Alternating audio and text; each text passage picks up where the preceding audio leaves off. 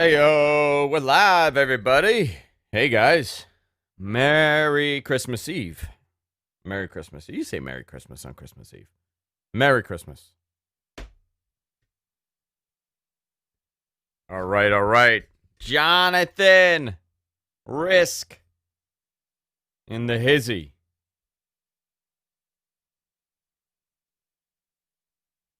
Today's going to be a very interesting show. We have a lot to talk about. My hair's on point today. Jeez, look at this. Feeling it. Washed, conditioned. This bun is ridiculous. I'm transitioning into a ninja. Quarantine has brought that upon us. William, what up? Morning from Oakland Gardens. It's a beautiful Thursday morning here in New York City. Let's get the weather on the fives going, huh? All right, we'll do some weather on the fives. 10:55 a.m. here in New York City. 56 degrees with a slight chance of rain through 11 a.m. High wind warning in effect for New York City. This evening, 100% chance of rain, 61 degrees. Overnight, 63 degrees, and the rain will continue. But this afternoon, only a 20% chance of rain. Go out there, get your last-minute Christmas shopping done, because it's going to be a beautiful day. We're back with Todd Pettingale, 95.5 WPLJ.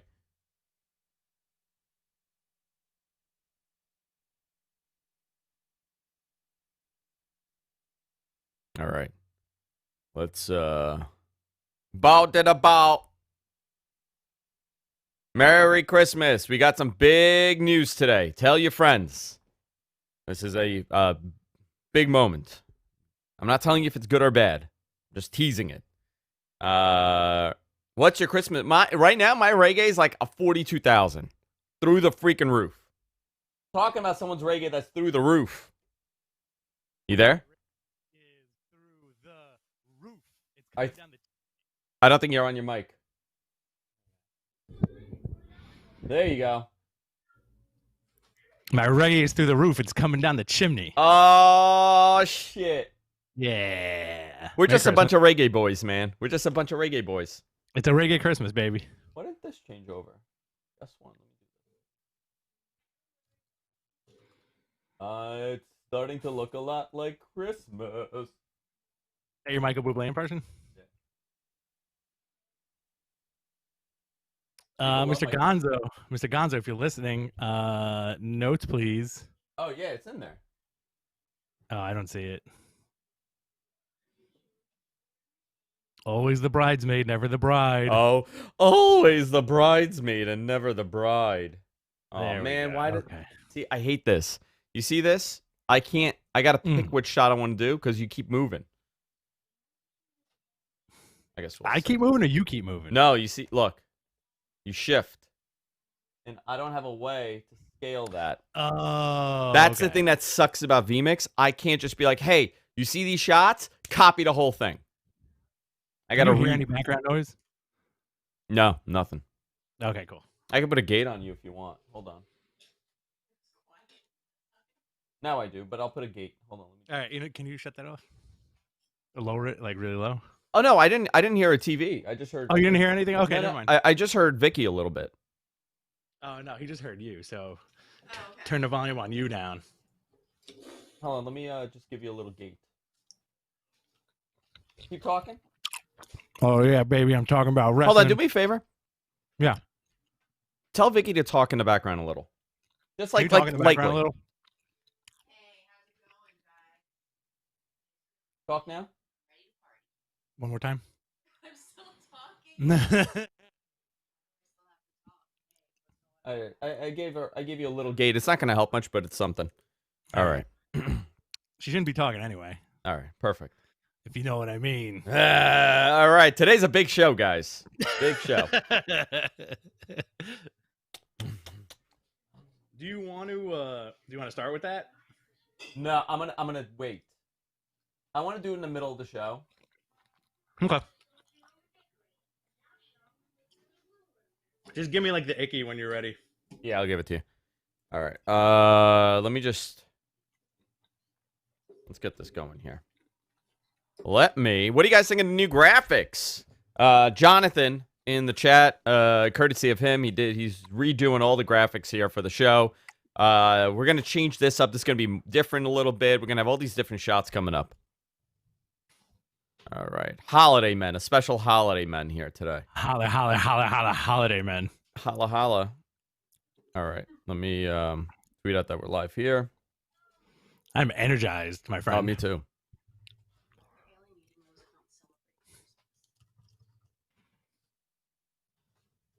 Happy holidays, everybody. Sure. Kevin, our viewer, said, if we guess the announcement, do we win a prize? Yeah, sure. I said sure. Let me just tweet that. Let me just retweet this. You get an autographed picture of Andrew and I. Yeah, kissing. Smooching.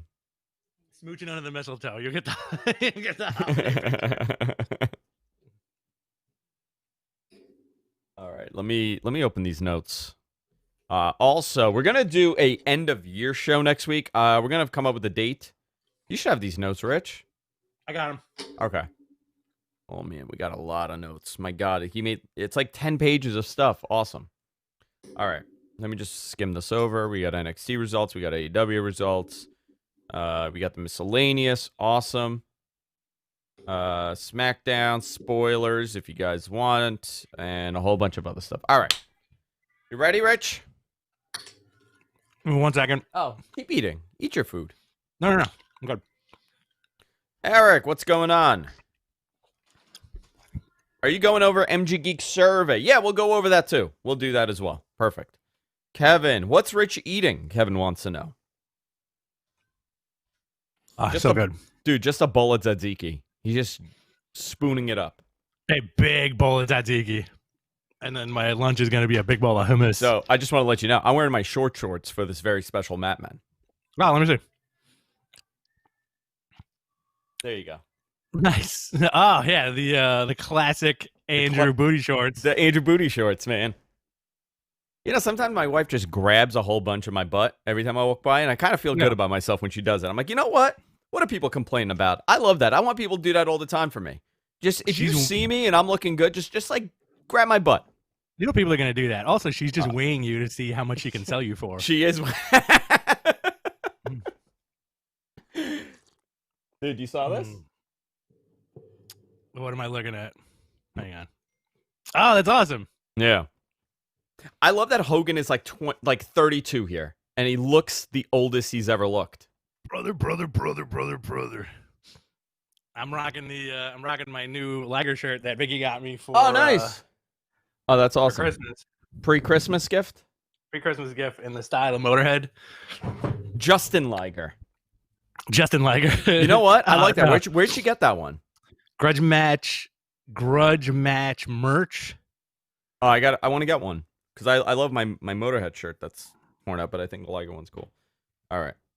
Thunder thighs. The thighs are out. All right. Grudge match brand. GrudgeMatchBrand.com. Yeah. Let me see. You know what? Let me be back in like a minute, if that's okay. Yeah, no problem. We got some time. Goodbye. Oh, they got some cool stuff here. GrudgeMatchBrand.com. They have the excellence of my business. This is really cool. The Bret Hart shirt is really cool. Let's see what else they got.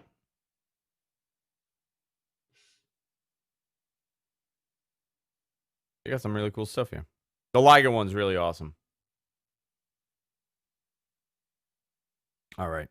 So today's a big show. We have a ton of stuff to go over, and sometime in the middle of the show, we're gonna make the announcement.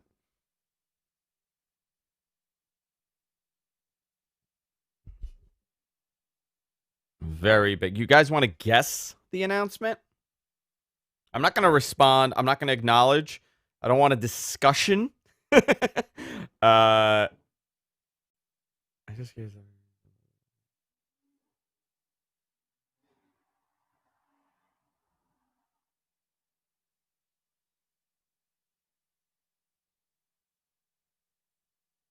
Our Josh Alexander interview is up. We'll talk about that also.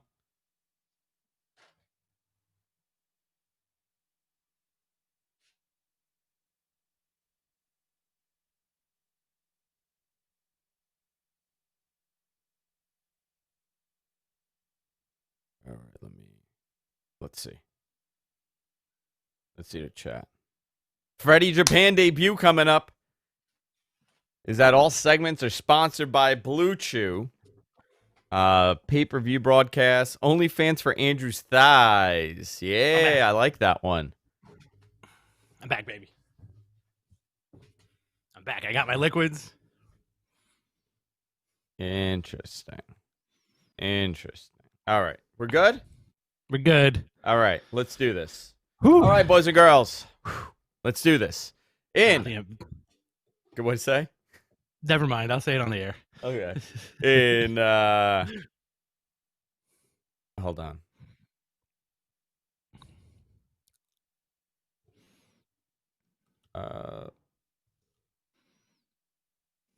All right, let's begin in 3, 2, and 1. Hey, everybody, welcome to Matt Men, your source for all things professional wrestling. I'm Andrew Zarian. I'm joined by Matt Men's very own Belschnickel, Rich Stambolian. What's up, Poppy? How you doing? What's up, Poppy? Belschnickel. Do you know about Belschnickel? No. Tell me what's that? All about? Belschnickel is a huge thing in Pennsylvania Dutch country. The German Santa. There's a fascinating. It's Santa's cranky cousin essentially, and what he does, if you've been a good boy, he has like a saying. It was funny in The Office. I know you don't like The Office, but it's funny in The Office. They had a whole thing about this, and Belschnickel's job is to remind the little ones that they still have little time before Santa arrives, and if they've been bad, I think he like kidnaps them and like stores them away. And like a Krampus. You're a Krampus, yeah. I'm the Krampus. Well, I did recently start doing methamphetamine, so. Oh, okay, that's it. There you go. I've been really angry at everybody. No. You're talking about crumping. You've been crumping. Welcome to Matt Men, guys. This is a Christmas Eve show. Yesterday, we had the honor of interviewing Josh Alexander from Impact Wrestling, which was an awesome interview. It should be up on the website right now. If you go to gfknetwork.com, you can check it out there. Also on the podcast RSS, it's available there. We did a watch-along on Sunday. A lot of fun watching TLC. Made the show even better. I want to talk about that show because I actually liked a lot of things that people hated. And I liked it for the entertainment purpose, but we'll talk about that. And we have a gigantic story here for the show, the future of the show. I think it's perfect timing at the end of the year. We kind of discuss where the show is headed. I think we could all agree that the show is at that point that it's either we're going to stay doing this or slow down a little bit, or we're going to go to the next level. And I think Rich and I are going to discuss what the plan is for the show. I am, however, wearing my my celebratory shorts today, Rich. Very nice, man. I am. I'm in the Christmas mood. The Andrew Booty shorts. I got the hat off. It's so hot. Is it bad? I was. You know what's funny? I just texted Jess. I'm like, Richard's wearing a Santa hat. I'm curious how long it's going to stay on. 2 minutes. It got very hot in there. I did the same thing this morning. I put a hat on, and I had like 5 minutes. I was like, I'm done. I can't do this. I can't. It's 1,000 degrees outside too. It is. I can't do this. It is. So where do you want to begin? We had TLC. Let's do a quick review of TLC. Sure. We watching it together is a very different experience than watching it by myself. And here comes my son. Hold on, little cameo here. Say hi. Say hi.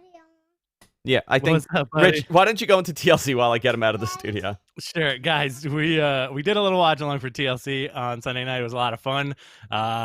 We took a lot of callers, and we ended up enjoying it a whole lot. I haven't watched it back, so I don't know if my high thought, I shouldn't say high thoughts, but my thoughts approving the show transcended into the actual show. Sometimes when you're watching with your friends, you get a couple of beverages in you.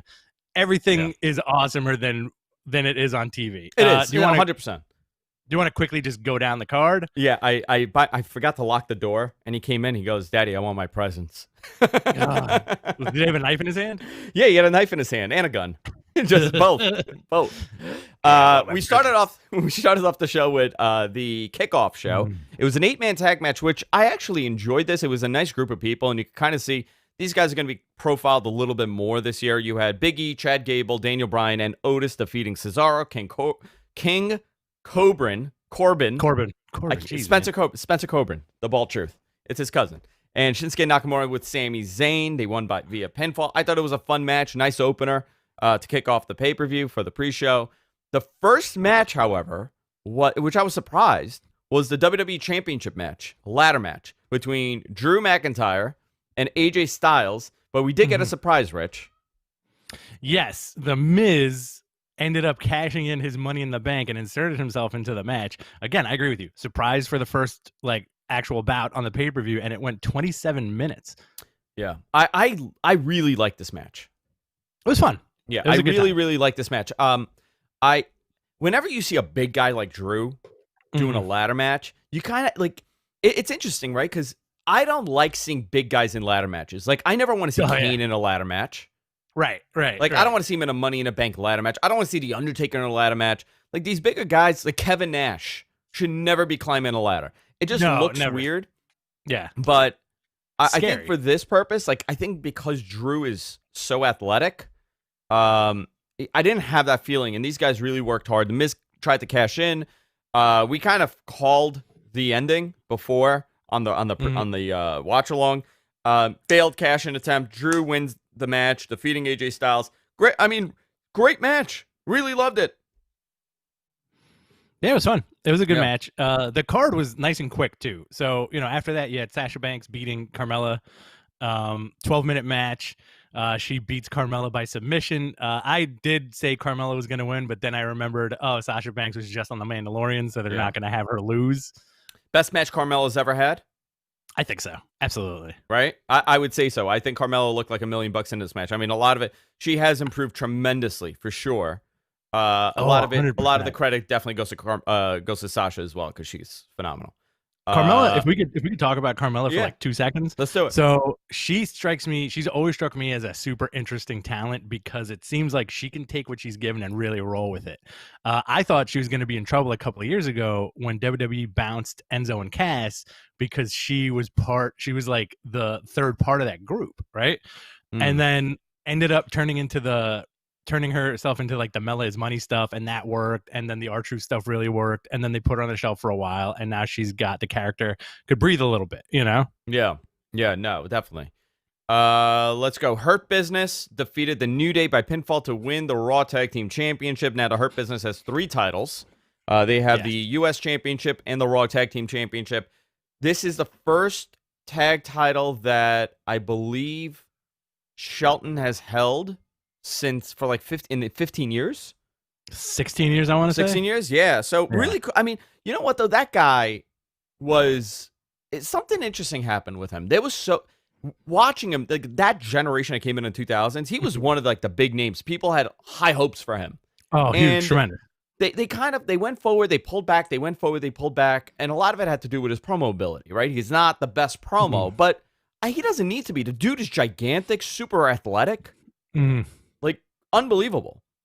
Well, he also was in WWE at a time where there were a lot of good promo guys.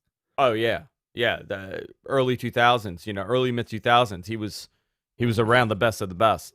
You had Asuka. Right. You had Asuka and Charlotte defeating Nia and Shayna Baszler for the Women's Tag Team Championship. Charlotte was a surprise that everybody knew on the internet. It was a fun match. Okay, fine. I thought it was going to be champions. Obviously, this is probably going to lead into a match between Charlotte and Asuka, which we saw them kind of teasing that on Raw.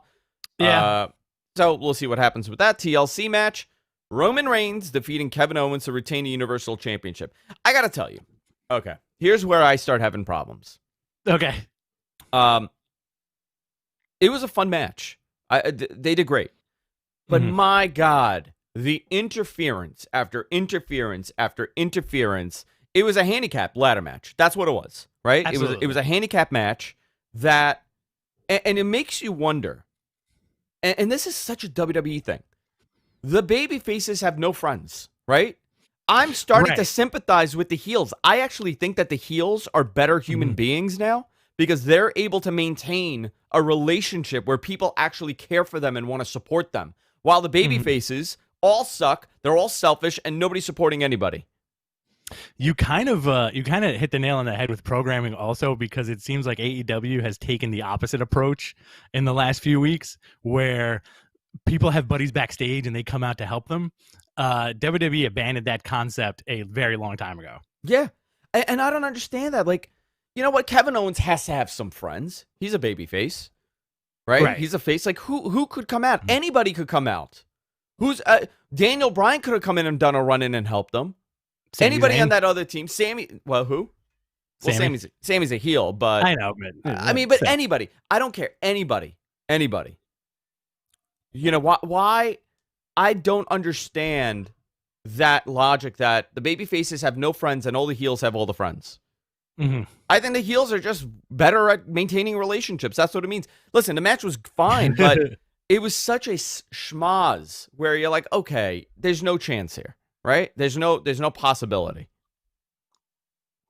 Right. But I think, again, it adds to this dynamic of the Roman Reigns character, and it still doesn't take anything away from Kevin Owens. Kevin Owens has proven himself to be like a top guy over and over again. You know, this Roman character is probably one of the best handled character changes in the last decade for this company. Oh, absolutely. Like him it's so perfect. Yeah, him and the Fiend, you know, like say what you want about the Fiend, about like a lot of people complain about him and Bray Wyatt, but again, that's one of those things. That's one of the things where I don't get. You know, so let's go into this. Sure, let's go. We had a Firefly Inferno match: Randy Orton and Bray Wyatt, the Fiend. So they did something interesting with this. Parts of the match were cinematically produced prior. The other parts were actual live. The ones that you could actually tell when it was cinematically shot based on Bray's eyes, because he had contact lenses in the pre-produced segments. They did some crazy crap on this. I mean, like really crazy stuff. I enjoyed watching it. The match could have not used the final dousing of Bray with fire. I mean, listen, I know what their point was with it, but it was like it reached the point where, okay, you just set the man on fire. Like not like really, you doused him with gasoline and you lit a match and he engulfed in flames in the middle of the ring. Okay, so you killed him. Is this you're killing him like how you would kill the Undertaker and he would show up in 2 months, or did you kill him and he's showing up next week? Ooh, that's tough, man. That's a tough call, because they did it for that visual, and the visual of Bray Wyatt on fire lunging after Randy Orton, fantastic. Right? So I asked somebody there that exact question that you just brought up. You said it's the visual. The visual was the second reason why they did it. It wasn't the first. Like you would imagine, like, well, they want that big visual at the end, right? It was the second reason. The reason why they did what they did is to tell you and reiterate the fact that Randy Orton is the most vile human being that company has ever had on the roster. He's the biggest heel. He's the biggest piece of shit. Nobody's worse than Randy Orton, for the purpose that except one guy could beat him, and that's Edge. Okay, I like that setup. That's smart. That's a smart setup. Yeah, it's been the story of Orton for how long? You know, wins and losses also don't help or hurt the Fiend. Like it doesn't matter. So far, you know. He did lose to Goldberg, and honestly, he recovered from that super quick. He did. He recovered from that, and he also recovered from the terrible Seth Rollins angle. That kind of fell flat on his face. Listen, I like the character. I think it's really interesting. The concept of Bray, they like this character, and I see that this is a longevity. The longevity of the Bray Wyatt character, the Fiend character, it could go on for 20 years, and I really wouldn't complain seeing him come out to the ring. It's less about the match; it's more about the overall presentation of this, and I get it. I just don't know how you book him going forward. Like, is it that he's just indestructible? You could beat him in a match, but you're never beating him, as a whole, because he's just a creature of the night. I don't know. I think so. I think you're onto something. It would be cool if at some point the storyline goes that he's you can beat him in the ring, but he's fundamentally unbeatable unless you, and then down the line, do something where it's like you need a silver bullet, you need like his birth certificate, you need Yeah. I like the like silver a, bullet thing. like a funky carrot or something, you know? McMahon's sword, something. Yeah, something, and then you put those items together, and that's how you beat Bray Wyatt, or the Fiend or whatever. Have I we like ever the had- silver bullet thing's awesome. You know what I want to see? A Highlander character. Not the Highlanders, the tag team from the 2000s. A Highlander immortal? character. Yeah, an immortal that you just got to decapitate him, right? Is that the Undertaker, next- I think, was close. Undertaker was, yeah, he's an immortal, right? Yeah, because I don't know, like one of my favorite matches of all time, the casket match where he gets buried and then shows up on the screen and then ascends. No. They lit him on fire. They didn't bury Right. him. Yeah, Well, they put him in the casket. Yeah, they put him in the casket. Yeah, But you know what though? How much different is that from what they're doing with Bray right now? Right? It's not that much different. I mean, I saw everybody complaining about it. I'm like, yeah, but dude, they buried the Undertaker alive. They put him in a casket. It took like 80 people to kill him. They lit it on fire, and then he magically levitated to the sky. Like Jesus. Well, and then he disappeared. They could also turn, if they really want to twist Drew's character, since he already does come out in he's a Scottish Highlander, he's got the Claymore. Yeah, If they make him immortal, I love it. That would be amazing. And you just have 10 years of Immortal Drew versus the Immortal Fiend in the epic battle of good and evil. You know what I want to see? Hulk Hogan's a Highlander, I'm sure, right? He's immortal. He's the Immortal Hulk Hogan. He is the immortal Hulk Hogan. You know how you beat him? You got to cut his hair. You got to cut his hair. Oh, no. Yeah. No. And then he just turns into a pumpkin. Can you fantasy book instead of Hogan using the word brother, he used the word Poppy? Oh, man. Let me tell you something, Poppy. Come here, my man. You know what? I want it to be Poppy. Poppy all the time. Someone needs to do that. Someone needs to do the whole Hulk Hogan redub as Poppy. And then let's go into Raw really quickly. It was an show. It wasn't a terrible show. All right. It wasn't a great show. It wasn't terrible. Nothing really happened. Charlotte was featured in the first segment. I thought that first segment, Charlotte's a really good talker. Asuka is something very special because she's just a lunatic. You know what really bothered me? Shayna and Nia's promo. The way that it's so unnatural. And I've been watching a lot of older Raws, right? Like, I've been watching a lot of older promos and stuff. I went down a Terry Funk promo, rabbit hole the other day. And I'm like, my God, this was so freaking believable, right? I mean, this guy looked like a badass. I believed what he was saying. And then I just went through like different types of promos and different conversations. Like I watched, it was Bruno and it was Piper in 87, okay? At the Garden. And Bruno was, our generation doesn't really know how great this guy was because he was on the outs with Vince. And at that time, WWE didn't immortalize the legends like they do today. Right. And he cuts this unbelievable promo. He's like, I'm from New York. I'm Italian. This is my town. New York is my town. I'm Italian. The crowd is going nuts. And he starts wailing on Piper. I'm like, my God, this is believable. And then you have the other opposite of Shayna and Nia doing a segment out of the Real Housewives of New Jersey.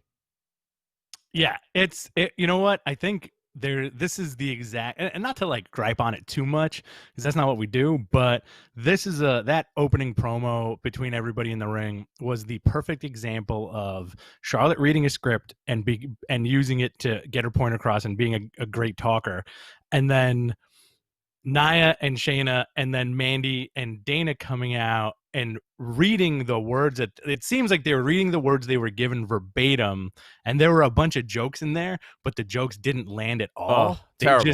They just delivered them as a speech, and when that happens, I think that's a problem because somebody should say like, hey, all right, this is a joke. Take a beat, deliver the joke.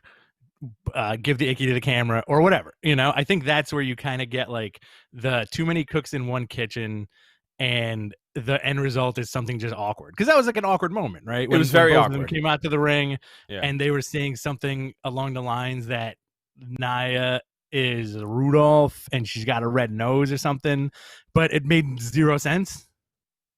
It made no sense. It made, I don't know. It is what it is. What are you going to do? Hurt Business beat Riddle and Matt Hardy. Jeff Hardy, not Matt Hardy. He wrote Matt Hardy here. Oh, man. It's Jeff, MG Geek. Wrong company. Mr. Gonzo. Oh, Mr. hey. Gonzo. There you go. He's changing the Jeff to a dirty word right now. So Riddle and Jeff Hardy were a tag team. Riddle has like a new character now, which is, dude, what an amazing. Rich is changing the notes now. That's hysterical. I thought I don't know, man. That guy's so talented, and they've done nothing with it. You know, they've turned him into this. He's a bizarro RVD of 2020. Yeah. That's really what it is. He's their RVD. Without, RVD got over on his own in 420, ECW. bro. Like that's the only thing missing. Exactly. He wasn't a RVD was never a WWE creation, so now they have somebody who they can mold into their version of RVD. A guy who can do MMA, who loves to smoke weed, Do you think Riddle came into the company at the perfect time where it looks like marijuana use is going to be legalized across the board at some point? Well, that's why he wasn't there for a couple of years. He was in Evolve and he was doing all this stuff, but WWE wanted him for like since they saw him. When was it? 2016. Since then, they've wanted him. Yeah. MG Geek is going to publish these. By the way, the notes. Change it back. Yeah. There you go. Randy Orton and Alexa Bliss segment. That was where Alexa's on I don't know. She's like a 10-year-old kid. A lot of people had a problem with that. Yeah. They were taking that as like a sexual thing, which I didn't see. I don't know. That was the whole thing. Miz Morrison and AJ Styles versus Keith Lee, Drew McIntyre, and Sheamus. Whatever. Yeah. And I was done with it. That was it. I was done with it. That's it. Yeah. We're a 3-hour show, right? You want to just go down NXT really quick? Yeah, absolutely. Killing Dane, Drake Maverick versus Oney Lorcan and Danny Burch in a championship street fight. Oney Lorcan and Burch retained. You had Jake Atlas versus Swerve. Swerve wins. Rhea Ripley versus Dakota Kai. Rhea and Raquel Gonzalez had a nice pull apart. I kind of really want to see them go at it. I feel like this is their big time. This is their Undertaker versus Giant Gonzalez. Yeah, well, you know what it is? Like, it's rare to get two, women of that size, muscular, tall, good-looking women. I'm not saying it as a knock, but not at all. This is a WWE dream match. Like, oh look, Amazons. They both have the Amazons. There you go, the Amazons. Listen, it's going to be a nice brawl between the two, so I'm looking forward to that. I also get very happy whenever I see Rhea Ripley on screen. There's something about her that I've always really liked. Yeah, she's great. You had a Gargano Christmas segments playing throughout the night, which is a lot of fun. Bronson Reed won a squash match. Io Shirai came out to challenge Toni Storm, but I think it looks like the next program she's getting is her versus Mercedes Martinez, which should be fun. I think that's going to be interesting because it feels like they have high hopes for Mercedes, so they're going to put her with Io to kind of polish her up a little bit, right? Yeah, and Io's great, so perfect person for that. Yeah, we had Leon Ruff versus Timmy Thatcher. Leon Ruff gets an out of nowhere roll up for the win. Tommaso Ciampa saves him. Do you think they're putting Leon Ruff in a position that they would have had for Lio Rush? I keep thinking that, and I think it's because the names are similar and they're both the same size. I don't know. I don't know the answer. I don't know anything about how they came up with the Leon Ruff storyline. That came out of nowhere, so I don't know if it was something that was planned or it was just like a at the moment planning. You had Tyler Rust versus one of the Daivaris.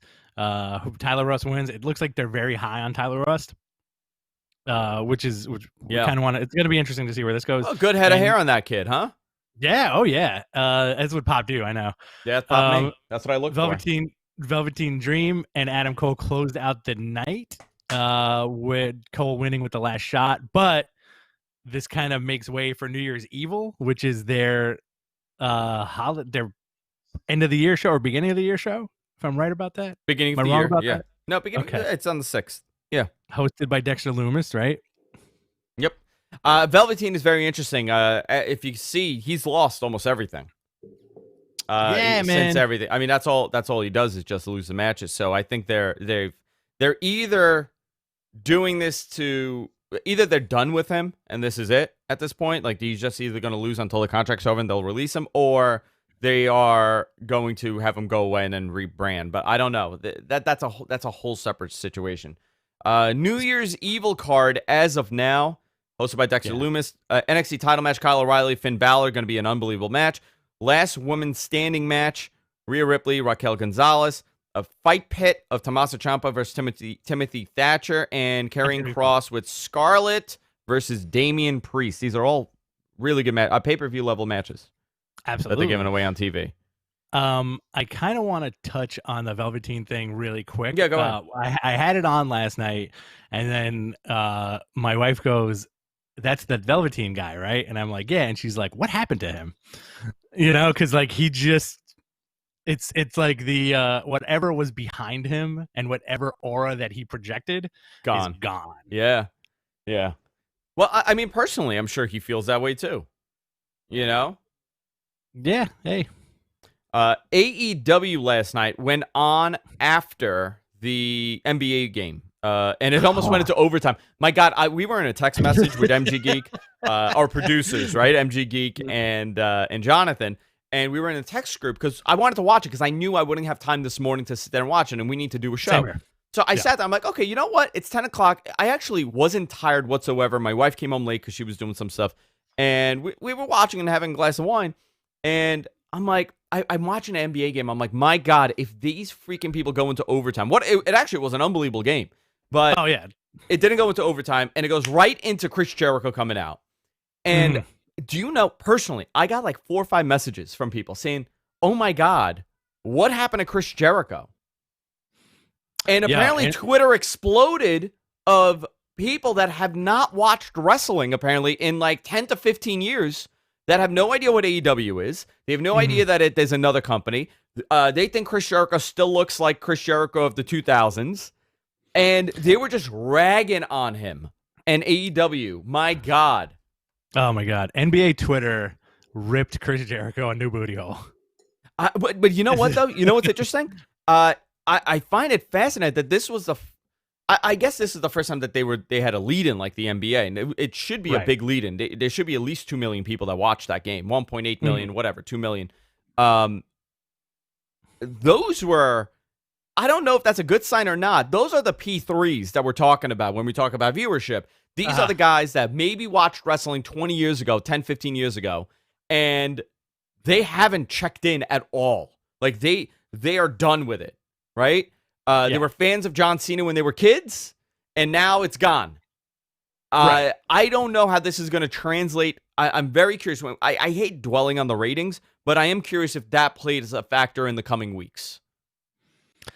You never know. I think there's going to be a holdover because it seems like from what I gathered on social media yesterday, people were watching to kind of make fun of it a little bit, like the NBA Twitter, like that crossover of the shock, the people who had the shock of seeing Chris Jericho, wanting to know what this new wrestling is.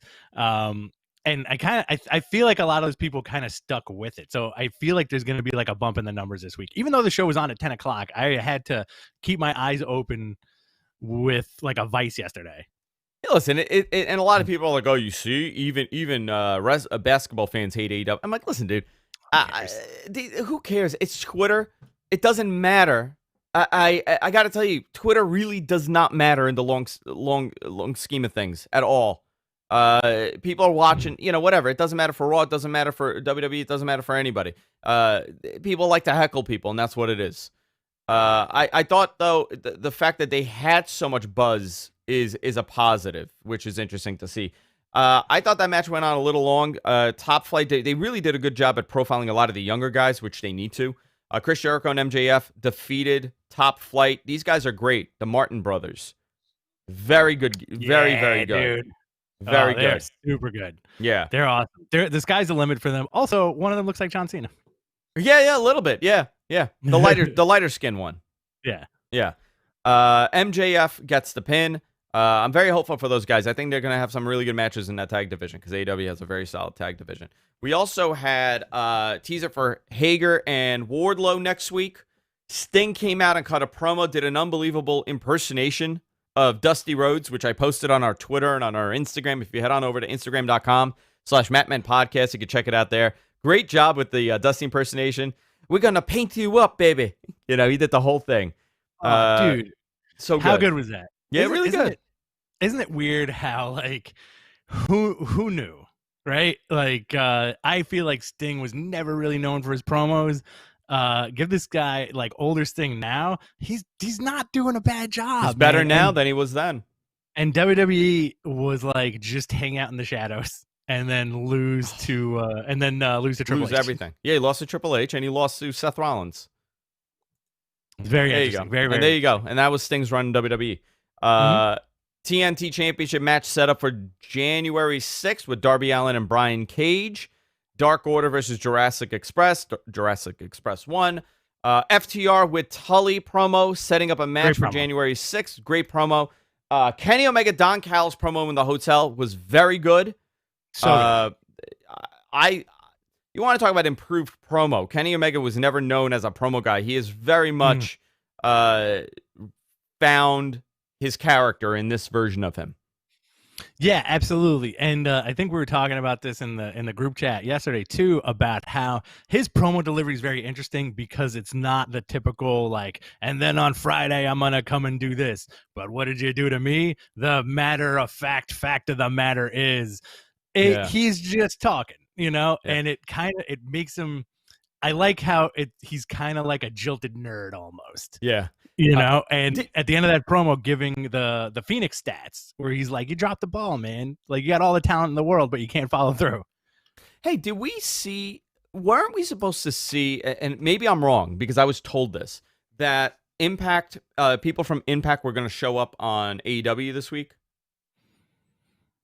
You know, I feel like that was kind of mentioned, and then it was right. I'm not going crazy. Yeah, I think Tony Khan mentioned it. Yeah, but you know, listen, we were hoping for kind of like a couple of cool run-ins, but maybe next week. Maybe next week. I kind of have a feeling that we're gonna see Deonna Purrazzo. Oh, that's interesting. I hope so. Yeah, she's very good. I think we're gonna get some kind of Deonna Purrazzo, Shida, Serena Deeb thing happening. I'm into that. That's really cool. Yeah, that would be really awesome. Pac returned to action, winning over the Butcher. So we're going to see, I mean, obviously Pac is going to play a part in this Kenny Omega feud with Phoenix and Pac, and then it'll probably Phoenix and Omega, then it'll be Pac and Omega. They'll do that on TV leading up to whatever the pay-per-view is going to be. Eddie Kingston on commentary, back and forth with Tony Schiavone was great during that match. Wedding announcement for Kip Sabian and Penelope with Miro. Beach break February 3rd. Dustin Rhodes defeated Evil Uno. Dark Order attacked after the match. Shawn Spears cut a nice shoot promo talking about WWE and everything, and maybe it is him and he's off TV for a little bit. They're going with that.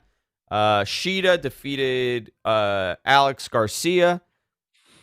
Abaddon interrupted the match and bit Shida in the neck, and she started bleeding everywhere. She looks nuts. Oh, yeah. Abaddon is nuts. I like it. Yeah, Abaddon looks completely bonkers. I think they really worked it in her favor this time. You know, they knew how to shoot her. Her makeup looks bananas. I think that's gonna be a good mini feud for Hikaru Shida. Yeah. And the main event was the Young Bucks versus the Acclaimed. Very competitive back and forth match. See, this is why I thought we would get some sort of run in. For whatever reason, I was like, you know what? Maybe this is when the Good Brothers show up. Right? With Kenny, and they do something. Maybe they almost cost the Young Bucks the match. Because we don't know how the Young Bucks and Kenny are connected right now, right? Kenny's doing his own thing, which is cool. So that was AEW TV from last night. Guys, before we go into all the miscellaneous news, also, and the big story here that we're going to talk about, I want you guys to do us a favor. Hit the subscribe button. We're everywhere podcasts are available. We're on YouTube. You can subscribe to us there. Subscribe to us on podcast form anywhere. And of course, you could head on over to patreon.com/MattMenPodcast and fund us there as little as $1 per episode. It goes a very long way. That's the reason why we do these watch-alongs, guys. We've been doing them almost, I think we only missed a couple of them this year for like family stuff. But other than that, we've been doing a lot of these watch-alongs and bonus stuff. I think we did the most shows we've ever done this year. Oh, absolutely. Yeah, I don't think we've ever done, I think we did like 70 shows. More than that. Yeah, probably 70 shows, which is pretty cool. Let's say 70. Let's say 70. Yeah, let's go with 70. Do you want to go into the miscellaneous stuff and then the questions, or do you want to go into the big story? Let's go into the big story. All right, do some miscellaneous, and then take some questions. So here's the big story here, boys and girls. If you guys are ready for this. So we've been doing a show for like 9 years, right? About 9 years, 2011. Yeah. Oh, it's going to be 10 years. Yeah, I believe it was after the pipe bomb. So when was the pipe bomb? July. It was summer 2011. So I think we started the first show. I would say I think the first show was like November-ish, and then we changed the setup in 2012, and then we were continuing it. So we're about to hit 11 years here, and the show has gone through so many different versions, right? We had a third mic. John was on the show with us, not this John, different John. That was the first version of the show. Actually, the first version was just us. Then we had John on. Then it became just us doing a solo thing. And we always want to think about what's next for the show. And we've always said, if the show gets boring, if the show sucks, we end it, right? That's always been the conversation that we've always had. If we're not feeling this anymore, we're not going to continue doing it. And luckily for all of us, we love doing the show. This is really a highlight of my day, of my week, doing the show with Rich. Rich and I have known each other for 20-something years. And over the last 10 years, we've gotten even closer. We've been doing the show, weekly, and it's a lot of work. And we were really thinking about what the next level for this show is. What's the next step for the community and the show and everything that's going on. And we have a huge announcement starting on January 7th of 2021. Matt Men will be part of the Wrestling Observer family. We're going to be on the Figure 4 online website, along with the Observer website, obviously. Moving forward, this is the plan. They are right now. This show is going to go on there as is, right? Don't expect changes. Don't expect things to be different, right? Because that's always the first thing that people are afraid of. Something changes. But Brian and I, we've known each other for years. I have great admiration for Dave and him. They do great stuff on there. They have like 20 different shows, and I think they're looking to kind of expand a little bit of what they're doing there. And, the relationship we've always had has been great. And, we were approached by two other sites. Let me just start off by saying that. Two other major websites out there. I don't want to name names. I don't want to go into it. I don't want to make this into like a thing of like it was a bidding war. It wasn't. We were considering one. And, I reached out and I was like, hey, what do you guys think? And immediately the answer was, we would love to do something like that. And so right now, what we're going to be doing is putting the show on there for free, not behind a paywall. Nothing is different. The content's on their website. Eventually, probably very, very sooner than later, we will be doing an extra show possibly on there. We're still talking about and trying to figure it out. That is a Wrestling Observer exclusive. That is behind their product and on there. And there's some other stuff that I'm not going to, it's still fresh and nothing crazy yet, but there is a lot more we're going to be doing. This is just the first step of this. It's the first step of, growing the community, growing the show, growing the product. I felt that, I love doing it like this, but I think that we're doing a disservice for the show and the viewers by kind of limiting ourselves. Because it comes to that point, and I always say this, like it comes to the point that like we're having so much fun doing this, right? We always have. And yeah, we make money from this. It's great. We put it in our pocket. We buy our beers, we buy our drinks, we go out to lunch, it's our extra stuff. And we're not doing, this move has nothing to do with financial gains or anything. That's not the reason. But I just felt that it was time, and Rich too, right? We've been talking about this for a while.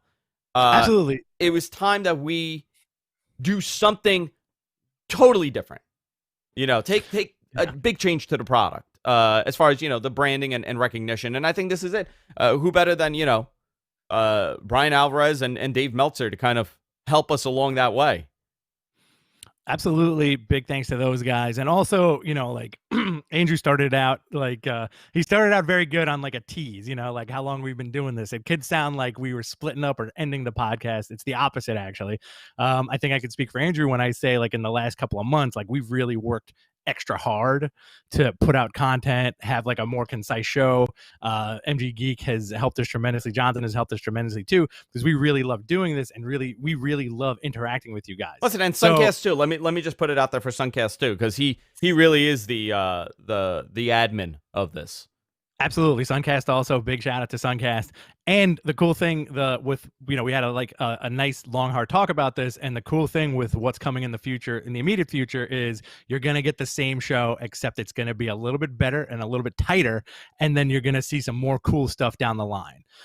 You're not going to lose any of the wacky. You might get more. Might get more. Listen, watch along still happening. Matman After Dark, when we do it, it'll still happen. This show is going to stay the way it is. And then we're gonna do some other stuff to go forward. But listen, I have a big thing, and I sometimes feel like people will look at it and be like, well, you guys are jumping ship, but nothing's different. Listen, I'm big on controlling my product and my universe, right? And it should just say like, I trust Brian, I trust them to be able to put our show on there because of their track record. So to put it out there, I feel like this is a tremendous move for us. I think this is great for the community. I think this is going to be great for the show, and I'm hoping to keep growing this. The next 10 years should be fun. I'll be 47 by then. I'll be 47. Rich will be like 280. 200. I'm 272 right now. Rich will be 21, and I'll be 30. I'll be 47 in 10 years. So that's the big story here. Starting January 7th. Actually, what we were thinking about doing is that we could have done it now, but I didn't know the graphics would be ready. We're still tweaking it. Like the lower third needs to change a little bit. The graphics are going to be more visual. This is just a new. This is just like a new trial, I guess, of the graphics, which I absolutely love. Jonathan did a great job at it. So there's so much going on this year. There's going to be so much going on. The shows, listen, for you, it's going to be more consistent because now there's accountability, right? So that's the good thing. Yeah. It's going to be great. Listen, I'm really looking forward to it. Congrats to you. Congrats to you. Thank you, sir. It's been fun, and it's going to get more fun. And I hope you guys are going to stick along for the ride. And it's not going to be the fans of them like knocking down our door. It's going to be our fans knocking down their door. Yeah. Yes. I hope so. Jonathan, by the way, a little side talk here. Look, I'm going to do the old school Howard thing and start talking about the back end stuff. Jonathan, could you make a little graphic for like Mattman Comes to the Wrestling Observer or something like that we could I could put out there when I tweet this out in an hour? Thank you. So that's the big news, guys. This is going to be a lot of fun. It's going to be a lot of fun. So we'll see what happens here. Let's go into all the other stuff, right? Miscellaneous stories. Obviously, sad news. Kevin Green passed away. Kevin Green, unbelievable football artist. I was going to say. Oh, boy. A footballer. I really, you know what? It is the Observer talk because Brian does not know football, if you ever listen to him. So I think it's now seeped in. Kevin Green, unbelievable football player. Had a very short run in WCW. But my God, you know what? You know what's really funny? I remember watching Kevin Green in WCW. I think he only had like 2 or 3 matches. He never really had a lot of matches. He was still playing football while he was in WCW. And he had a match with Flair. And I think he like attacked Mongo. I got to go back. But I remember Kevin Green, and I was always impressed by him. They did a good job of protecting him. So unfortunately, he passed away age 58. Smackdown ratings on FS1, 1.030 million. They did actually very good. 1 million views on FS1, and nobody knew that they were on FS1. So good sign there. We have a Raw Legends Night coming up January 4th. So this is interesting, right? Here are the legends announced. Hulk Hogan, Ric Flair, Kurt Angle, Tori Wilson, and Beth Phoenix. Also advertised, Sergeant Slaughter, Carlito, Mickey James, Tatanka, the Native American Tatanka, IRS, Michael P.S. Hayes, and Alicia Fox on Legends Night. So we were talking about this. I don't know if it was you or I was talking to somebody else. But my God, you know what they got to do? You want to get obviously this is a ratings pop to pop the angles that they're shooting, right? You're going to bring Hulk Hogan and Ric Flair. People are going to tune in, and then they're going to watch the angles that you're doing, so you better do a good job. Here's what I would do. I would say Raw gets a little bit of attitude. Forget about calling it Legends Night or Old School Night. Raw gets attitude, and you change everything. You do the Attitude Era font. The ring ropes go to red. You do a big pyro opening. Do the Attitude Era intro with updated guys. People do this for fun on YouTube. Bring the announce table where it's supposed to be. Do the whole thing. Say Raw gets attitude and shoot your hot angles. Do the best job that you can and pop that rating. I'm telling you right now, what would draw a better rating? Raw going back to Attitude Era, and you could do something cool. First hour is PG. Second hour goes to PG-14. Do something different. Think outside the box. I'm telling you, more people would be drawn to this than seeing Ric Flair, Hulk Hogan, and Kurt Angle with Tori Wilson and Beth Phoenix showing up. Yeah, I like it's fine that they're doing it great. You know, like I have no problem that they're bringing out these guys for try to like pop the ratings a little bit. But how much time and how much time is everybody going to get? You know, like the Undertaker retirement segment got me a little worried about that as a fan because you had the intro to all these awesome dudes coming out, right? Savio Vega, Godfather. They stood in the ring for 2 seconds. Mick Foley, Kevin Nash. They stood in the ring for 2 seconds, cut to commercial, came back. Undertaker was there. And that was it. You know, so like, is Hogan going to be in a backstage segment and look at the camera and say, "Oh no, Poppy"? You know, then, no, Poppy. You know what? I want the Fiend to return. You want to end the Fiend's career? The Fiend shows up, gets into Hulk Hogan's face. Hulk Hogan looks at him, rips his shirt off, and goes, "Oh no, Poppy." Oh, so good. That's the end of Raw right there. That's the end of Raw. That's how you end all of wrestling. Wrestling's over.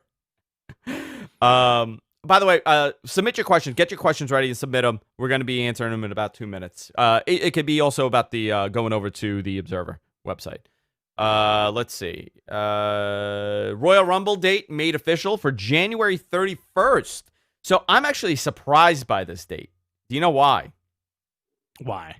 They have gone to they normally don't run that. They run the 23rd. So I think what they're doing is buying themselves an extra week with the hopes that there's going to be some sort of change to have people in that building or have more people in that building. You think so? I spoke to someone yesterday and they alluded to that.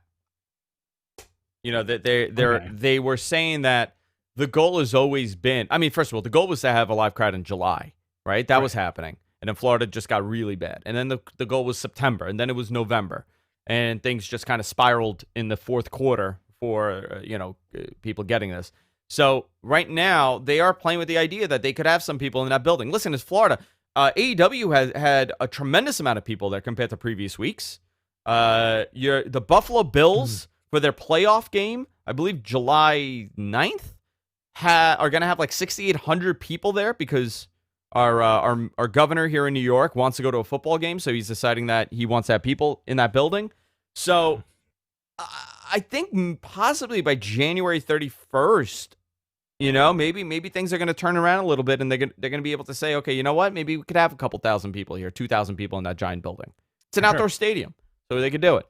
SmackDown match is scheduled to air Christmas Day. We have spoilers here. So I'm not going to go into the wins and losses, but I'll tell you the matches. Great. Charlotte and the Raw Women's Champion Asuka will defend their Tag Team Championship against an opponent to be announced. Intercontinental Championship match, Sami Zayn defends against Big E. WWE Universal Championship, Roman Reigns defends against Kevin Owens in a steel cage match, brother. So that's the big. I heard, because MG Geek was in the audience, so I'm not going to go into the full spoilers here, which he has for me, but I recommend watching it. It was cool. Stardom will have a match on night 2 at Wrestle Kingdom, which we got to talk about Wrestle Kingdom again this year, but it's not going to be announced if it will be on the show. They made some changes to their Wrestle Kingdom lineup. I don't know if MG Geek has it or not. Also, we have the end of year Matman Awards coming up. I'm going to post a link in the chat room. Be sure to go there and vote, because this is pretty cool how MG Geek did this. I recommend you guys check it out. So it's a Mat Men End of Year Awards. And here's how it goes. The first award, it's going to be called the Grape Ayaz Akhtar Biggest Draw of the Year. You have Bailey, Roman, Kenny, Moxley, Seth. It's a tremendous amount of people on there, so I'm not going to go with it. But you had the Grape Ayaz Akhtar Biggest Draw of the Year. You had Men's Wrestler of the Year. You have the Women's Wrestler of the Year. You have Rich and Andrews Best Tag Team of the Year. Tony Soprano's Tough Guy Award. Bruce from Connecticut Holy S Moment of the Year. I Have a Boner Match of the Year. Shit in My Laundry Basket Worst Segment or Match of the Year. 2020 COVID Special Best Cinematic Presentation Match, which we had a tremendous amount. I think people don't realize how many we had here. We had a Boneyard Match, Stadium Stampede, Backlot Brawl, Money in the Bank, Corporate Ladder Match. We had the Firefly Funhouse Match. We had Tooth and Nails, Elite Deletion, and the Wyatt Swamp. And we had more. We had the bar fight between Jeff and Sheamus, and the one final beat, Johnny Gargano and Tommaso Ciampa. The Intern Deacon Loser of the Year. MG Geek Almost Died Return of the Year. Andrew versus the Persian Potato Best Feud. By the way, that thing started COVID. I'm positive. It was that freaking potato. That freaking potato? My Persian potato, yeah. And Sean and Lakeisha's Breakout Star. So these are all, you could go to that link that we posted, and also we'll have it in the show notes, the link, and you can go there and vote for your best moments of the year. All right, guys, let's do our Q&A. Submit your questions in the chat room. Rich is going to read them because I don't know how to read. I don't know if you guys know this. I think hopefully now with 2021, we can get Andrew the help he needs to teach him how to read. Yeah, I'm actually blind as a bat. That's the biggest problem. I can't see anything in the chat. Should we start introducing you as the illiterate Andrew Zare? The illiterate. The alliterator. Jamie Coy asks, why do you think WWE tried to trademark the Collective away from GCW, the largest indie event, the largest indie event each year? Oh, I can't read either. It's contagious, dude. I don't know. I don't know if they even listen. This is gonna sound really stupid to wrestling fans. Okay, I don't think WWE even is aware that when they went to trademark it. That would be my guess, unless they're looking to work with them or something. I don't know. I have no idea. I don't know what they trademark a whole lot of stuff. It could just be a coincidence, but it also could be that they have no clue. Well, also, wasn't Cody using that also, like as like the Nightmare Collective or something? Something like that. There was something with that. Also, I saw a commercial for Raw that had the T2 music. And one of the graphics said that the show has to be impactful. So I feel like, I don't know if I'm reading into it too much, but is that a dig on the whole Impact Kenny Omega thing? You know, I don't know, but I've asked about, like, not that specific thing, but like other things. And they kind of tell me that the company's so large that, like, and a lot of people aren't into wrestling. It's just like something that somebody maybe said, and someone gets the approval to do it without thinking that it's going on. Oh, I got a good question here. Yeah. Did you guys have any terms for jobbers when you were kids, like calling them wimpy guys? Oh, yeah. I probably did with my cousins. Maybe there's losers. I don't know. They've always been scrubs. I've always been like, scrubs. Oh, like these scrubs over here. You know what? Let me just say something here. That Collective trademark thing, because it's GCW. It is possible there's something going on there, because years ago I heard when they did that WWE show in New York, I was told that WWE rented that hall that GCW ran everything in, and they were paying for it. And that's why there's a lot of heat with Janela, because they thought Janela was heading over there. Interesting. Okay. Yeah. So I mean, this is years ago, so I don't even remember if that's as factual. I got to just follow up with that. So maybe there's something there. Shin's got a question. Yeah. Shin, what's going on? Hope you're doing all right. Why wasn't Baron Corbin in Wrestler of the Year? I smell collusion. Oh, MG Geek. Tell MG Geek that. He's starting a chat room feud with Shin right now. Yeah, good. Let them fight. Shin will bite his face off. Jim Castro, who is the big return who is the big return of blank wrestler in 2021? So who's going to be the big return? Fill in the blank. Edge, that's one. Brock Lesnar, that's two. Okay. I would expect Cena, that's three. We get Punk? You know what? Let's have fun. I'm going to say yes. We're going to see CM Punk do something with wrestling in 2021. Yes. Well, it depends. Punk. It depends. I don't, because of COVID, I don't know. I would have said The Rock, but now that's kind of in the air because we don't know what's happening with WrestleMania in front of a live audience. I would say it's either going to be The Rock or CM Punk as a huge return back. I'm going to say half-filled arena, Chicago, live crowd, CM Punk. Okay. Cool guess. So he can just walk over and then walk over from his house. Where do you think Ethan Page and Davey Boy Smith Jr. sign? I don't know why Davey's not in WWE right now. I find that interesting. Ethan Page, I mean, listen, we just interviewed his tag partner, Josh Alexander, available right now on podcast, but great guy. Really great guy. And I mean, the amount of work that Ethan Page has put in over the last 2 years in reinventing himself has been unbelievable. First time I saw him was probably in Evolve sometime in 2016, 2017. And this dude was great then, and he was still new.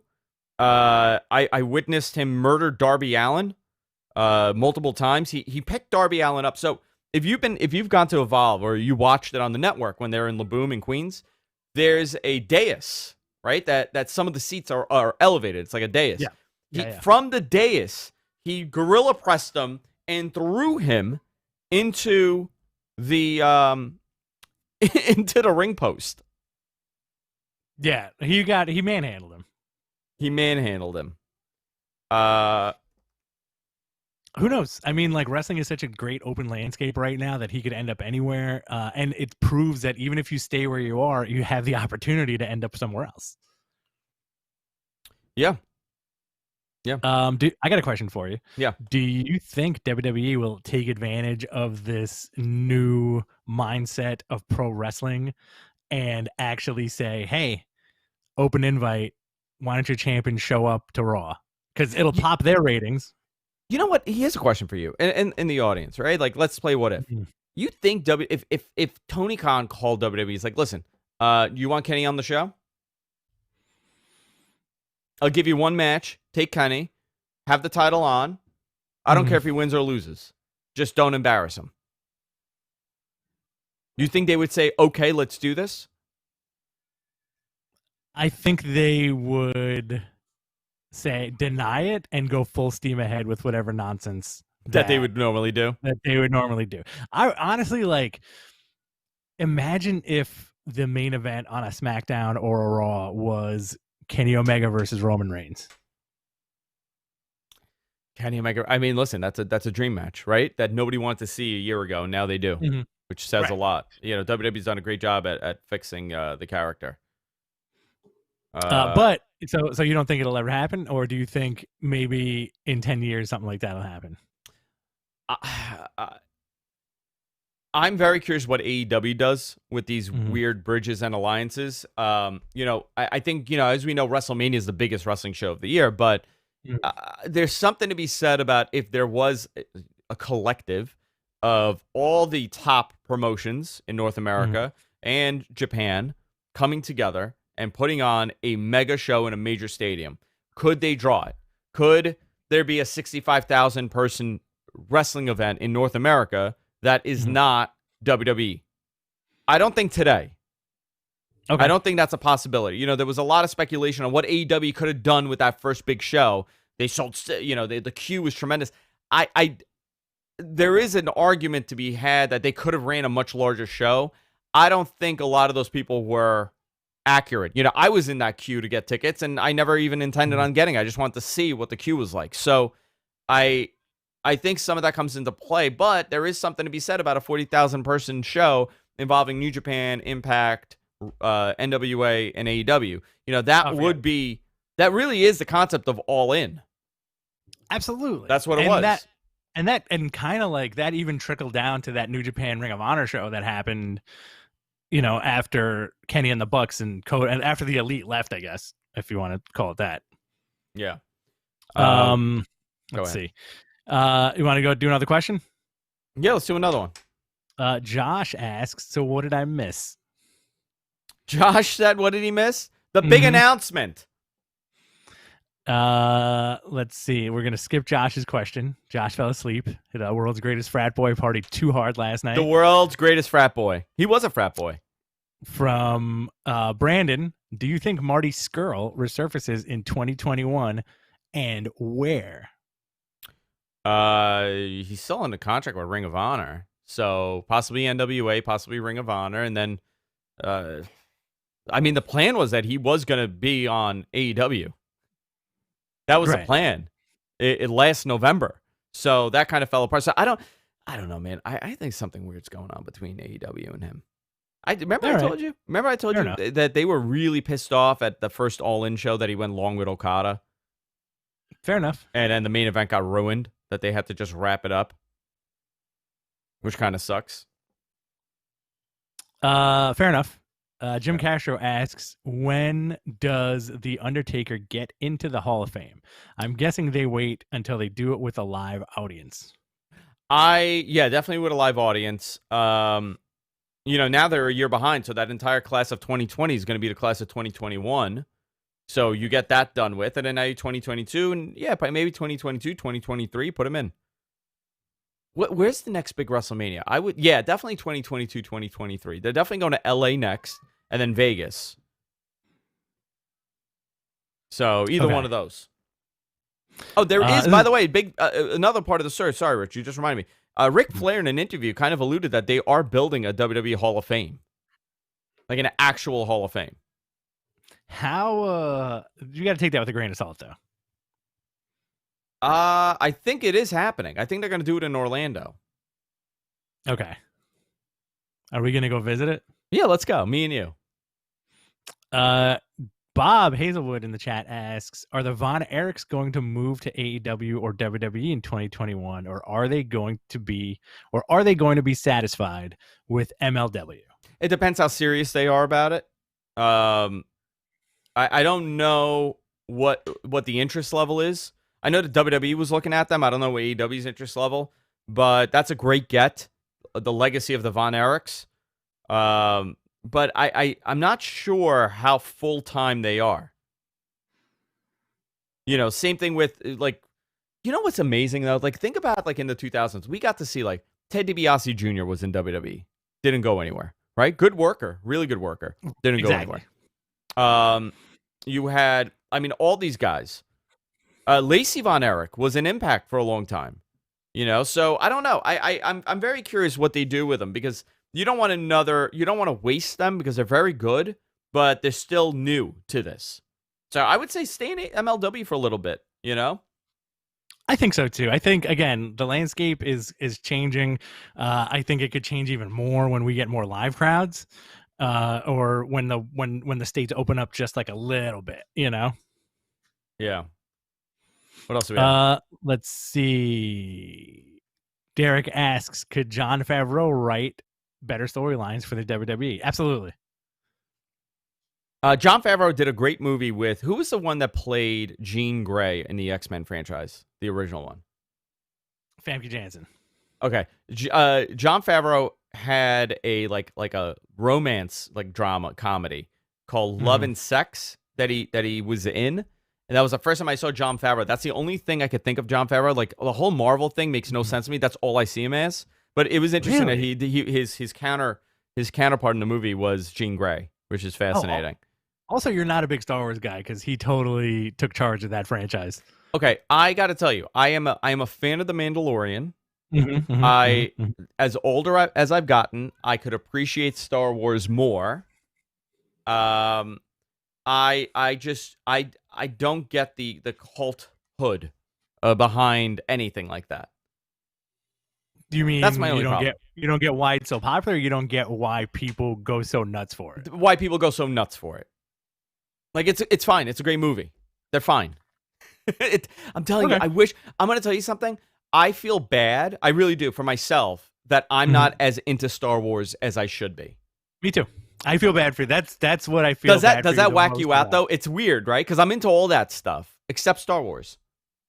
You know what? For your reasonings make it understandable why you don't really care for Star Wars, but I do feel bad for you as from a fan's perspective to be like, oh man, this guy doesn't know about Star Wars during Christmas. When I was a Like, kid, my father would put me in a tiger box and force me to watch Star Wars on repeat. Return of the Jedi was on for like 20 hours straight a day.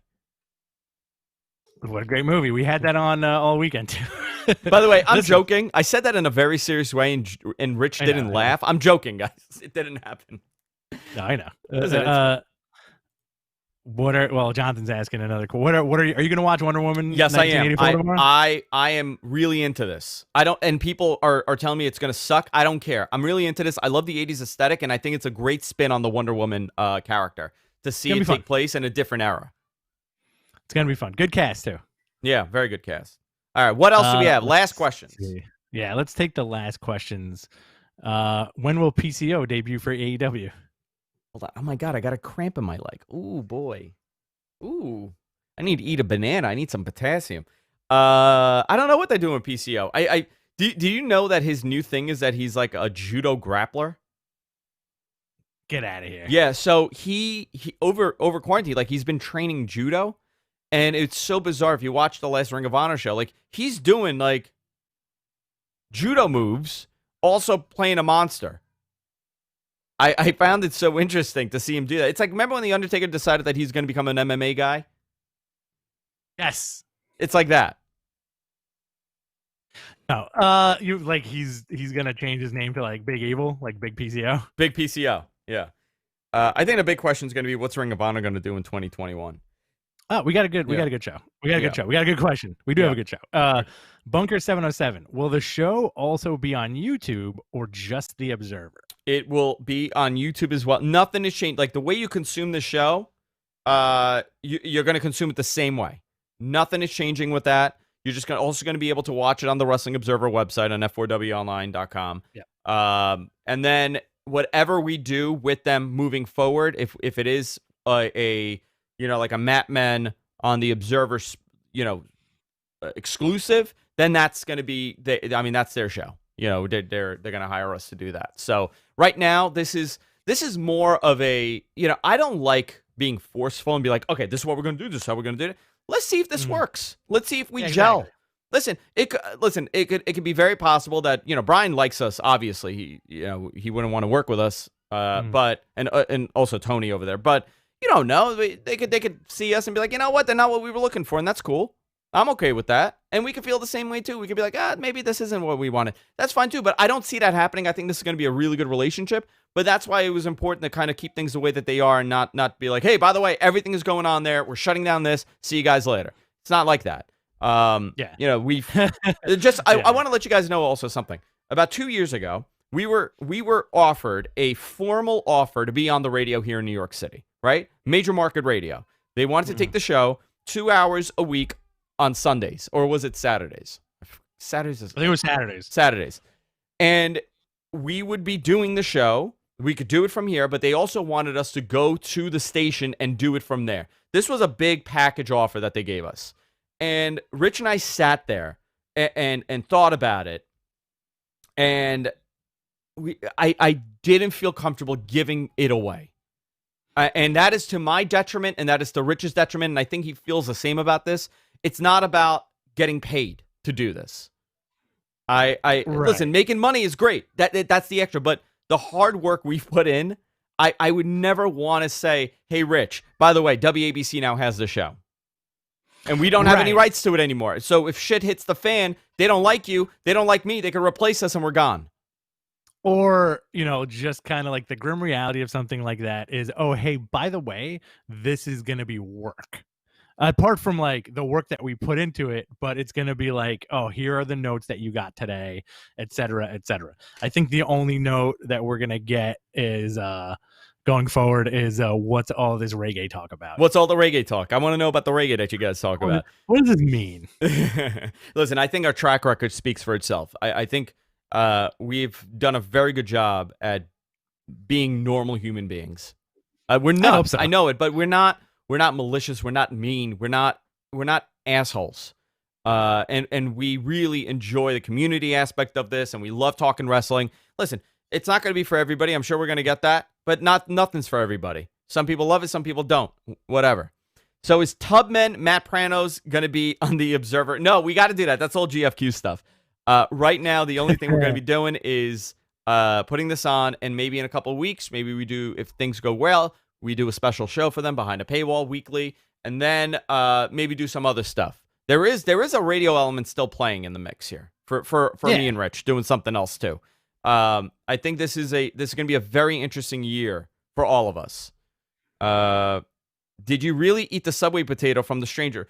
Brandon, I'm going to tell you something, and I swear on my children, I swear on everything that I love in my life, that is a legitimate story. That is a factual story.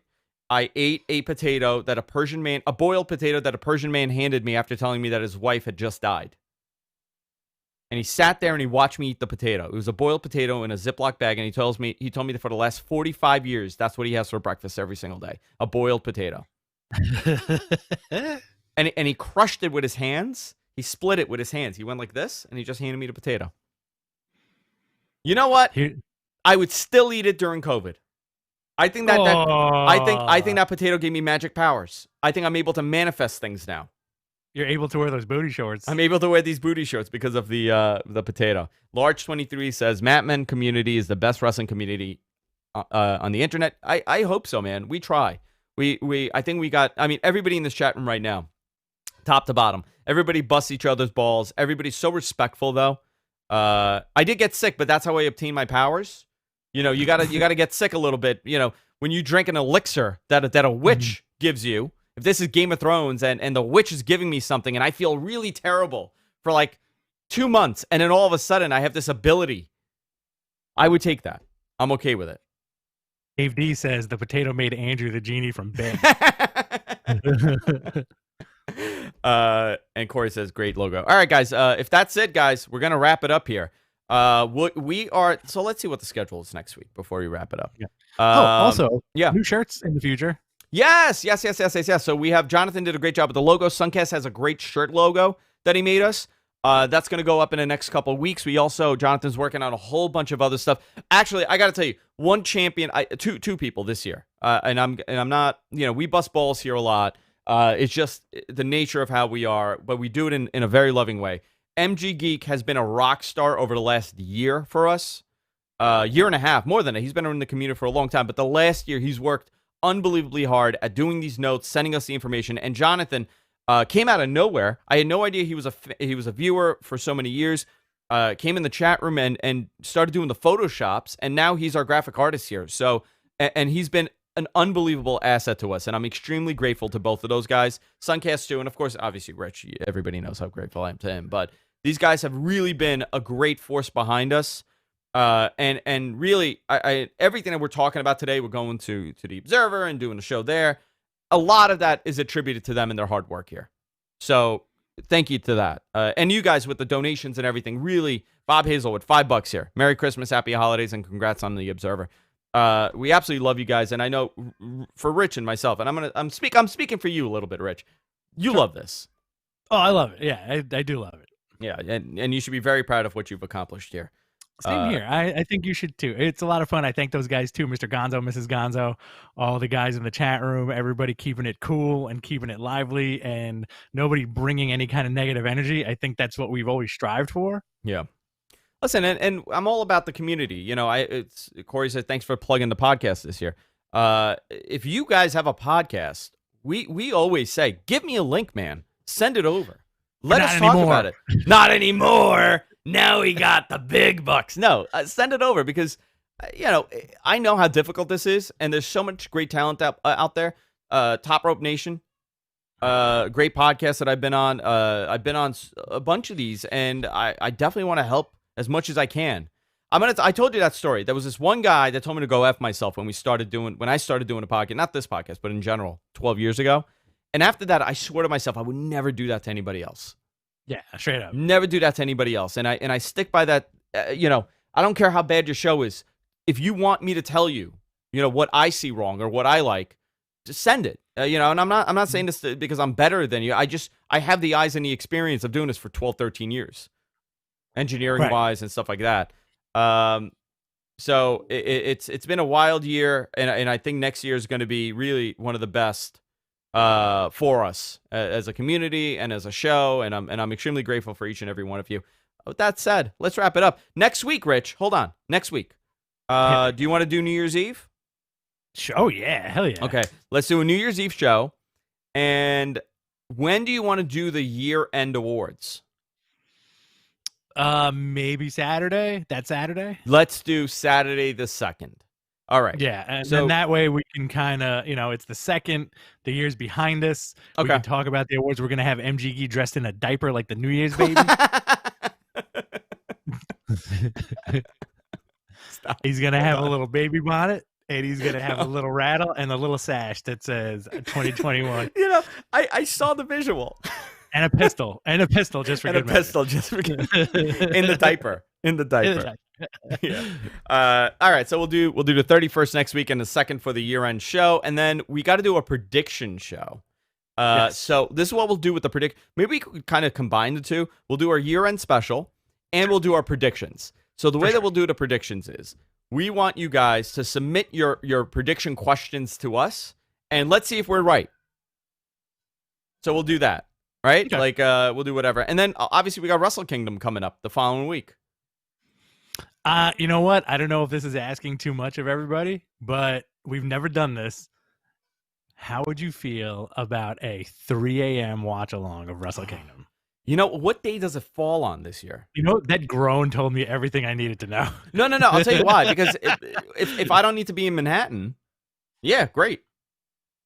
It's the Wrestle Kingdom 15, yeah, which is kind of cool. I can't believe it's gone. January 4th and 5th. January 4th and 5th. Monday and Tuesday. So it's Sunday into Monday and Monday into Tuesday. So Sunday at 3 a.m. on the 3rd. I don't know. Let's see. Where my life leads me. Sure. And then Thursday, January 7th, we debut on the Wrestling Observer Figure 4 online website. Beautiful. So listen, guys. We'll see y'all next week. Next week is the last show of the year. Love each and every one of you. We'll see y'all next time. Peace, babies. Take care. Take care, poppies. Oh, man, I didn't record any of this. We got to do it again. Oh, get out of here. All right, let's start again. Hold on. No. All right, I'm ready. All right. Hey, everybody, welcome to Matt Menus. Yeah, it'll be fun. Let's see. What else? I had some questions in the chat that I didn't want to answer on the air. How much does your dick weigh? How much does your dick weigh, man? Well, we are on the air. This is recording, but... Oh, wait. The best, the best thing about the show is how it feels like I'm sitting around my friends talking wrestling. Bob, that's what Rich always said he wanted this show to be. Just for Bob Hazelwood to be around his friends and hanging out and, talking shit about wrestling. I need to introduce this guy to my friends. Yeah. Hey, Bob, meet my friend Richie. Meet my friend Jim. Let's see. All right. I think we're good. All right. What are you doing today, Rich? Anything? I got to prep for the Christmas. I got to help my wife make some pasticcio. Oh, she's making pasticcio? Yeah, and then we got negative COVID tests this week, nice. So we're gonna go visit our niece and nephew later on tonight. Awesome. And then what are you doing tomorrow? Who do you do it with? Tomorrow, super simple strip down, breakfast with the folks, and then we're gonna come back to my apartment and we're gonna make some braised beef and watch Wonder Woman, chill out, maybe take some of those methamphetamines I was talking about earlier. Yeah, perfect. Allegedly, joking wise. So I'm not taking methamphetamines. I'm not a drug doer. You know what's funny? Like we love to joke about stuff like that, and then sometimes I'll get like a message and it's like, you guys are that's really fucked up. Like you guys are promoting your drug use. I'm like, no, man, it's all a joke. It's all a joke. It's not. We don't do drugs like that.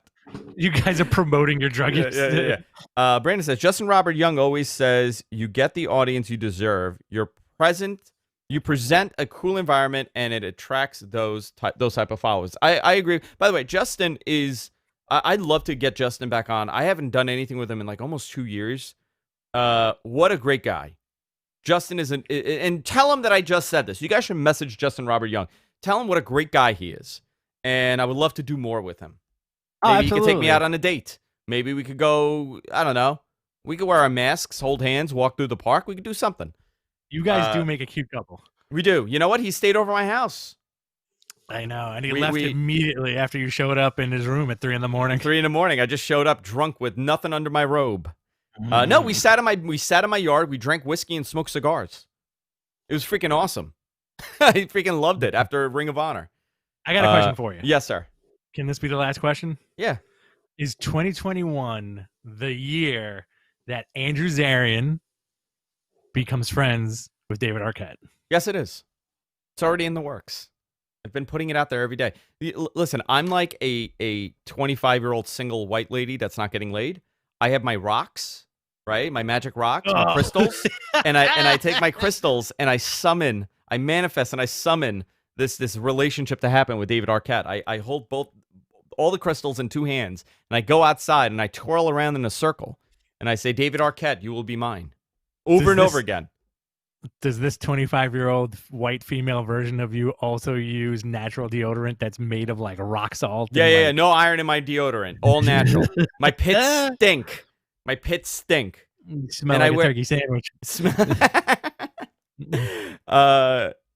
You Cannot Kill David Arquette is now on Hulu. Great documentary. Actually, it was a really good documentary. There were elements that were a little overproduced, but I thought it was a good job. The Nick Cage incident, however, I don't think people realize how serious that was.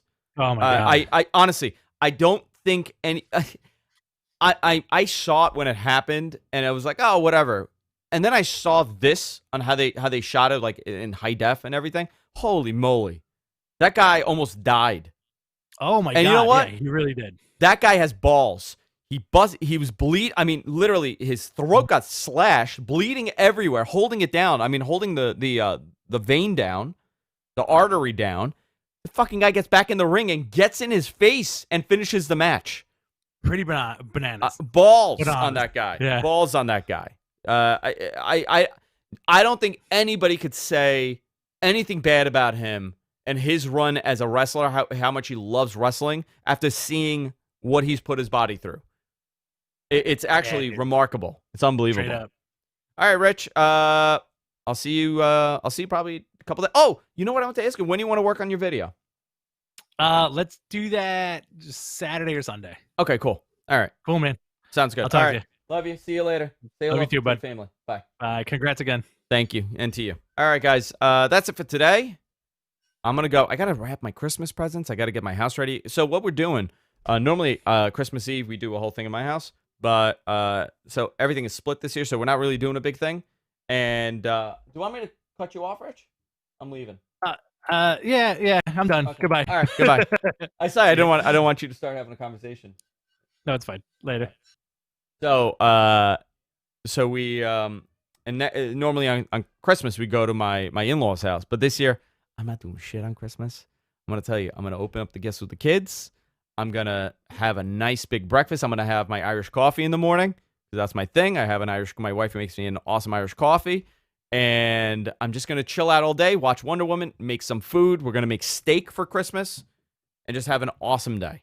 That's my plan, and I'll be around online. So, all right, guys, what a year! This is 2021, the year I have an in-person lunch with intern Deacon Bob. If you're ever in New York, please, let's do it. Listen, man, you guys, anybody coming to New York, let me know. I'd love to grab a drink, shoot the shit. There's so many of you guys that I've hung out with. I'd love to get to know more of you. Small steps, baby steps, Bob. All right, guys. See you later. Take care.